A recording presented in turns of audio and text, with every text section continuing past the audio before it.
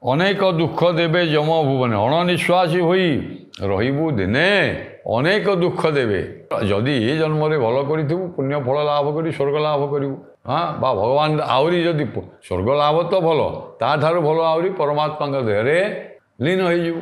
ଯଦି ନ କରିବୁ ଯମ ଦଣ୍ଡ ଦେବେ ତତେ, ନରକଗାମୀ ହେଉ। ଏବଂ ଯମ ଲୋକର ଆମର ଅଛି ଯେ ଯମ କେମିତି ଦଣ୍ଡ ଦିଏ ଆପଣ ଜାଣିଛନ୍ତି, ସେ କେମିତି ନେଇଯାଏ ଗତ ଥର ମୁଁ ଆଲୋଚନା କରୁଥିଲି। ଅନେକ ଦୁଃଖ ଦେବେ ଯମ ଭୁବନେ ତୁ ଯେବେ ବୋଲୁ ମୋର ଅର୍ଜିଲା ଧନ ତୋ ଦେହ ନୋହେ ତୋର ଦେଖ। ଆରେ ତୁ କହୁଛୁ ମୁଁ ଏଇ ଧନ ସମ୍ପଦ ଅର୍ଜନ କରିଛି, ଯାହା କିଛି ଏସବୁ କରିଛି ମୁଁ କରିଛି। ଆରେ ତୋ ଦେହ ତ ତୋର ବଶୀଭୂତ ନୁହେଁ, ତୋ ଦେହ ତୋର ନୁହେଁ, ଆଉ ଏ ଧନ ପଦାର୍ଥ କେମିତି ହେଇଛି? ତେଣୁ ଭଗବାନ କଠୋପନିଷଦରେ କୁହାଯାଏ, ଈଶୋପନିଷଦରେ ପ୍ରଥମ ଶ୍ଲୋକରେ କୁହାଯାଇଛି ଆଜ୍ଞା ଈଶାବାସ୍ୟମିଦଂ ସର୍ବଂ ଯତ୍କିଞ୍ଚ ଜଗତ୍ୟାଂ ଜଗତ୍ ତେନ ତ୍ୟକ୍ତେନ ଭୁଞ୍ଜିଥା ମା ଗୃଦ୍ଧ କସ୍ୟଚିତ୍ ଧନ। ଅତି ସୁନ୍ଦର